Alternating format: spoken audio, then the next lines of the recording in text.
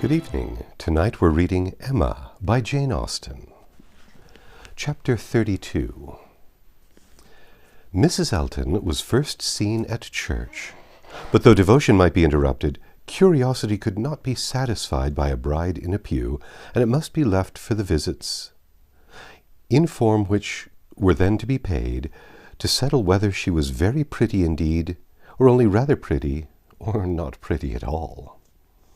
Emma had feelings, less of curiosity than of pride or propriety, to make her resolve on not being the last to pay her respects, and she made a point of Harriet's going with her, that the worst of the business might be gone through as soon as possible. She could not enter the house again, could not be in the same room to which she had with such vain artifice retreated 3 months ago to lace up her boot, without recollecting. 1,000 vexatious thoughts would recur, compliments, charades, and horrible blunders, and it was not to be supposed that poor Harriet should not be recollecting too. But she behaved very well, and was only rather pale and silent. The visit was, of course, short, and there was so much embarrassment and occupation of mind to shorten it that Emma would not allow herself entirely to form an opinion of the lady, and on no account to give one, beyond the nothing-meaning terms of being elegantly dressed and very pleasing. She did not really like her. She would not be in a hurry to find fault, but she suspected that there was no elegance, ease, but not elegance. She was almost sure that for a young woman, a stranger, a bride, there was too much ease. Her person was rather good, her face not unpretty, but neither feature, nor air, nor voice, nor manner were elegant. Emma thought, at least, it would turn out so. As for Mr. Elton, his manners did not appear, but no, she would not permit a hasty or a witty word from herself about his manners. It was an awkward ceremony at any time to be receiving wedding visits, and a man had needed to be all grace to acquit himself well through it.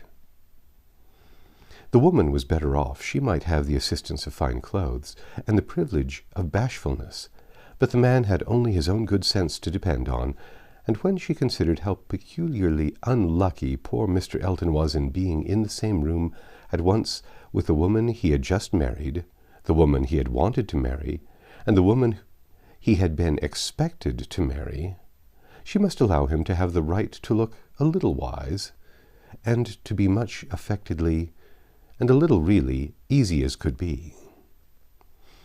"Well, Miss Woodhouse," said Harriet, when they had quitted the house, and after waiting in vain for her friend to begin, "Well, Miss Woodhouse," with a gentle sigh, "what do you think of her? Is not she very charming?" There was a little hesitation in Emma's answer. "Oh, yes, very, a very pleasing young woman. I think her beautiful, quite beautiful. Nicely dressed indeed, a remarkably elegant gown. I'm not at all surprised that he should have fallen in love." "Oh, no, there is nothing to surprise one at all. A pretty fortune, and she came in his way." "I dare say," returned Harriet, sighing again, "I dare say she was very much attached to him." "Perhaps she might, but it is not every man's fate to marry the woman who loves him best. Miss Hawkins perhaps wanted a home, and thought this the best offer she was likely to have." "Yes," said Harriet earnestly, "and well she might. Nobody could ever have a better. Well, I wish them happy with all my heart. And now, Miss Woodhouse, I do not think I shall mind seeing them again. He is just as superior as ever, but being married, you know, it is quite a different thing. No, indeed, Miss Woodhouse, you need not be afraid. I can sit and admire him now without any great misery. To know that he has not thrown himself away is such a comfort. She does seem a charming woman, just what he deserves. Happy creature. He called her Augusta. How delightful." When the visit was returned, Emma made up her mind. She could then see more and judge better. From Harriet's happening not to be at Hartfield, and her father's being present to engage Mr. Elton, she had a quarter of an hour of the lady's conversation to herself, and could composedly attend to her.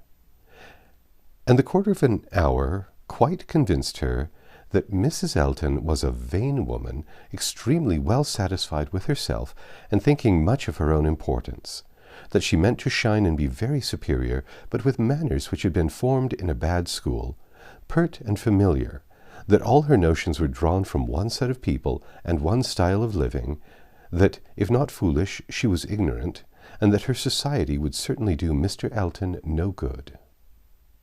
Harriet would have been a better match. If not wise or refined herself, she would have connected him with those who were. But Miss Hawkins, it might be fairly supposed, from her easy conceit, had been the best of her own set. The rich brother-in-law near Bristol was the pride of the alliance, and his place and his carriages were the pride of him. The very first subject after being seated was Maple Grove. My brother, Mr. Suckling's seat, a companion of Hartfield to Maple Grove. The grounds of Hartfield were small but pretty and neat, and the house was modern and well built. Mrs. Elton seemed most favourably impressed by the size of the room, the entrance, and all that she could see or imagine. Very like Maple Grove indeed. She was quite struck by the likeness. The room was the very shape and size of the morning room at Maple Grove, her sister's favourite room. Mr. Elton was appealed to. Was it not astonishingly like? She could really almost fancy herself at Maple Grove. And the staircase, you know, as I came in, I observed how very like the staircase was. Placed exactly in the same part of the house, I really could not help exclaiming, I assure you, Miss Woodhouse, it is very delightful to me to be reminded of a place I am so extremely partial to as Maple Grove. I've spent so many happy months there. With a little sigh of sentiment. A charming place, undoubtedly. Everybody who sees it is struck by its beauty, but to me it has been quite a home. Whenever you are transplanted, like me, with Miss Woodhouse, you will understand how very delightful it is to meet with anything at all like what one has left behind. I always say this is quite one of the evils of matrimony. Emma made as slight a reply as she could, but it was fully sufficient for Mrs. Elton, who only wanted to be talking herself. So extremely like Maple Grove, and it is not merely the house. The grounds, I assure you, as far as I could observe, are strikingly like. The laurels at Maple Grove are in the same profusion as here, and stand very much in the same way, just across the lawn. And I had a glimpse of a fine large tree with a bench round it, which put me so exactly in mind. My brother and sister will be enchanted with this place. People who have extensive grounds themselves are always pleased with anything in the same style. Emma doubted the truth of this sentiment. She had a great idea that people who had extensive grounds themselves cared very little for the extensive grounds of anybody else. But it was not worth while to attack an error so double-dyed, and therefore only said in reply, "When you've seen more of this country, I'm afraid you will think you have overrated Hartfield. Surrey is full of beauties." "Oh, yes, I'm quite aware of that. It is the garden of England, you know. Surrey is the garden of England." "Yes, but we must not rest our claims on that distinction. Many counties, I believe, are called the garden of England, as well as Surrey." "No, I fancy not," replied Mrs. Elton, with a most satisfied smile. "I never heard any county but Surrey called so." Emma was silent. "My brother and sister have promised to visit us in the spring, or summer at latest," continued Mrs. Elton, "and that will be our time for exploring. While they are with us, we shall explore a great deal, I dare say. They will have their barouche landau, of course, which holds 4 perfectly, and therefore, without saying anything of our carriage, we should be able to explore the different beauties extremely well. They would hardly come in their chaise, I think, at that season of the year. Indeed, when the time draws on, I shall decidedly recommending bringing the barouche landau. It will be so very much preferable. When people come into a beautiful country of this sort, you know, Miss Woodhouse, one naturally wishes them to see as much as possible. And Mr. Suckling is extremely fond of exploring.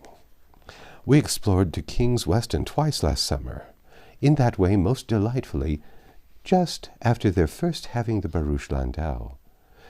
You have many parties of that kind here, I suppose, Miss Woodhouse, every summer?" "No, not immediately here. We are rather out of distance of the very striking beauties which attract the sort of parties you speak of. and we are a very quiet set of people. I believe more disposed to stay at home than engage in schemes of pleasure. Ah, there's nothing like staying home for real comfort. Nobody can be more devoted to home than I am. I was quite a proverb for it at Maple Grove. Many a time has Selina said, when she has been going to Bristol, I really cannot get this girl to move from the house. I absolutely must go in by myself, though I hate being stuck up in the barouche landau without a companion. But Augusta, I believe, with her own good will, would never sit beyond the parking paling. Many a time has she said so, and yet I am no advocate for entire seclusion. I think, on the contrary, when people shut themselves up entirely from society, it is a very bad thing, and that it is much more advisable to mix in the world to a proper degree, without living in it either too much or too little. I perfectly understand your situation, however, Miss Woodhouse," looking toward Mr. Woodhouse. "Your father's state of health must be a great drawback. Why does he not try Bath? Indeed, he should. Let me recommend Bath to you. I assure you that I have no doubt of its doing Mr. Woodhouse good." "My father tried it more than once, formerly, but without receiving any benefit, and Mr. Perry, whose name I dare say is not unknown to you, does not conceive it would be at all more likely to be useful now." "Ah, that's a great pity, for I assure you, Miss Woodhouse, where the waters do agree, it is quite wonderful the relief they give. In my Bath life I have seen such instances of it, and it is so cheerful a place that it could not fail of being of use to Mr. Woodhouse's spirits, which, I understand, are sometimes much depressed. And as to its recommendations to you, I fancy I need not take much pains to dwell on them. The advantages of Bath to the young are pretty generally understood. It would be a charming introduction for you, who have lived so secluded a life, and I could immediately secure you some of the best society in that place. A line from me would bring you a little host of acquaintances, and my particular friend, Mrs. Partridge, the lady I have always resided with in Bath, would be most happy to show you any attentions, and would be the very person for you to go into public with." It was as much as Emma could bear, without being impolite, the idea of her being indebted to Mrs. Elton for what was called an introduction, of her going into public under the auspices of a friend of Mrs. Elton, probably some vulgar, dashing widow, who, with the help of a boarder, just made a shift to live. The dignity of Miss Woodhouse of Hartfield was sunk indeed. She restrained herself from any of the reproofs she could have given, and only thanked Mrs. Elton coolly. But their going to Bath was quite out of the question, and she was not perfectly convinced that the place might suit her better than her father. And then, to prevent further outrage and indignation, changed the subject directly. "I do not ask whether you are musical, Mrs. Elton. Upon these occasions a lady's character generally precedes her, and Highbury has long known that you are a superior performer." "Oh, no, indeed. I must protest against any such idea. A superior performer? Very far from it, I assure you. Consider from how partial a quarter your information came. I am dotingly fond of music, passionately fond, and my friends say I am not entirely devoid of taste. But as to anything else, upon my honor, my performance is mediocre to the last degree. You, Miss Woodhouse, I know well, play delightfully. I assure you it has been the greatest satisfaction, comfort, and delight to me to hear what a musical society I am got into. I absolutely cannot do without music.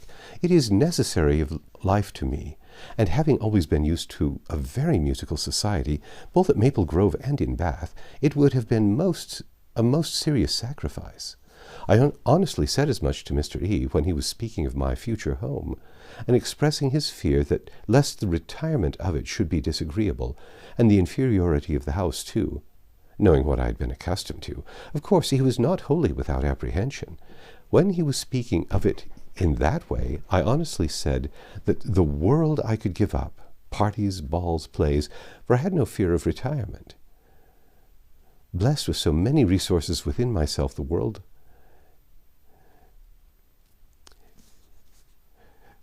was not necessary to me. I could do very well without it.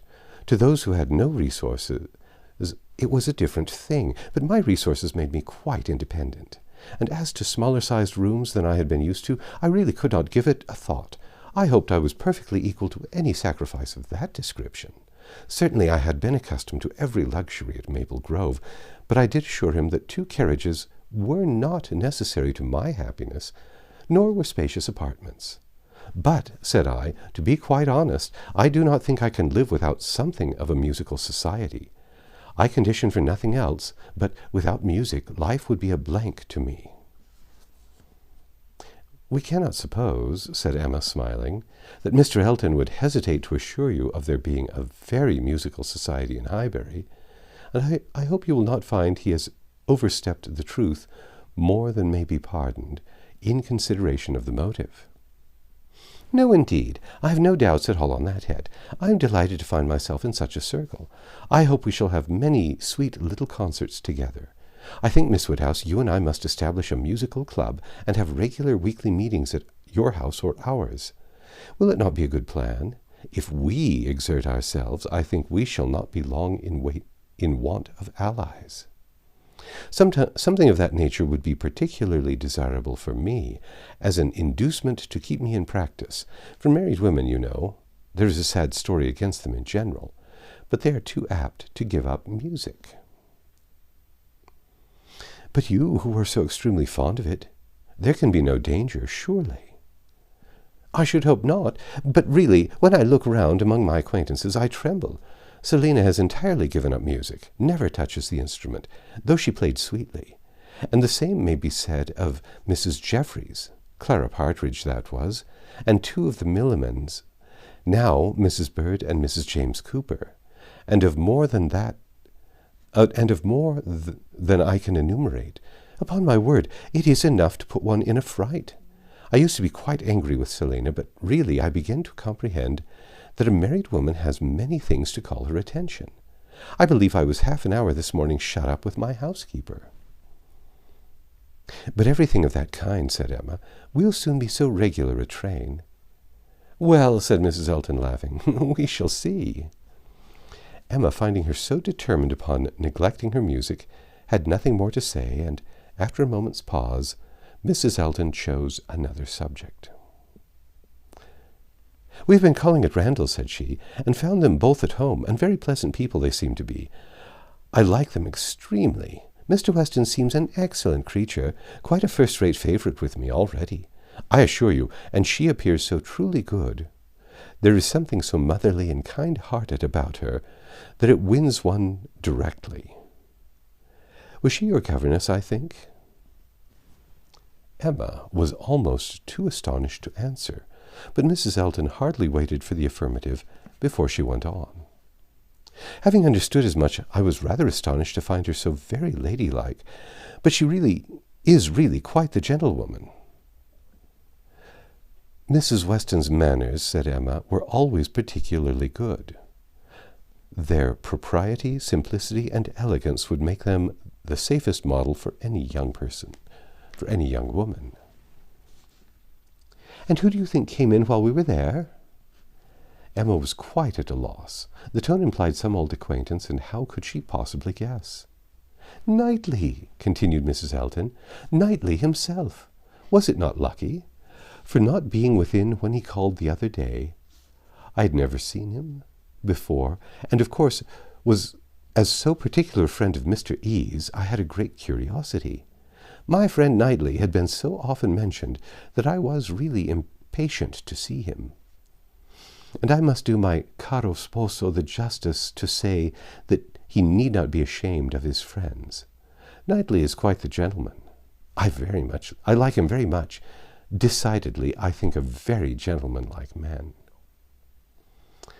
Happily, it was now time to be gone.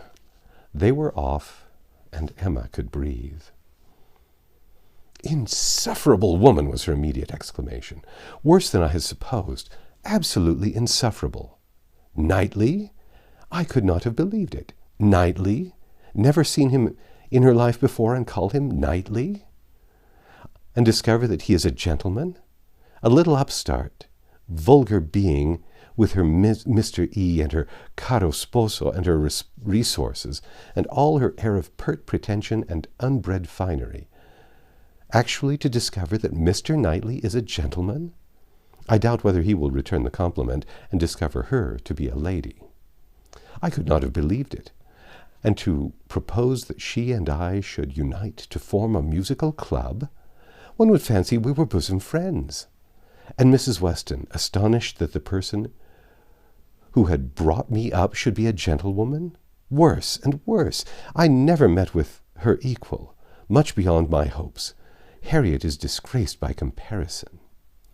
Oh, what would Frank Churchill say if he were here with her? How angry and how diverted he would be. Ah, there I am thinking of him directly. Always the first person to be thought of. How I catch myself out. Frank Churchill comes as regularly into my mind. All of this ran so glibly through her thoughts that by the time her father had arranged himself, after the bustle of the Eltons' departure, and was ready to speak, she was very tolerable, capable of attending. "Well, my dear," he deliberately began, "considering we never saw her before, she seems a very pretty sort of young lady, and I dare say she was very much pleased with you. She speaks a little too quick, and a little quickness of voice there is which rather hurts the ear. But I believe I am nice. I do not like strange voices, and nobody speaks like you, and poor Miss Taylor. However, she seems a very obliging, pretty-behaved young lady, and no doubt will make him a very good wife. Though I think he had better not have married. I made this the best excuses I could for not having been able to wait on him, and Mrs. Elton on this happy occasion. I said that I hoped I should in the course of the summer. But I ought to have gone before. Not to wait upon the bride is very remiss. It shows what a sad invalid I am, but I do not like the corner into the vicarage lane." "I dare say your apologies were accepted, sir. Mr. Elton has known you." "Yes, but a young lady, a bride, I ought to have paid my respects to her if possible. It was being very deficient." "But, my dear papa, you are no friend to matrimony, and therefore why should you be so anxious to pay your respects to a bride? It ought to be no recommendation to you. It is encouraging people to marry if you make so much of them." "No, my dear, I never encouraged anybody to marry, but I would always wish to pay every proper attention to a lady, and a bride especially is never to be neglected. More is avowedly due to her. A bride, you know, my dear, is always the first in company, let the others be who they may." "Well, papa, if this is not encouragement to marry, I don't know what is. And I should never have expected you to be lending your sanction to such vanity baits for poor young ladies." "My dear, you do not understand me. This is a matter of mere common politeness and good breeding, and has nothing to do with any encouragement to people to marry." Emma had done. Her father was growing nervous and could not understand her. Her mind returned to Mrs. Elton's offences, and long, very long, did they occupy her. That's the end of chapter 32. Come back tomorrow and we'll read chapter 33.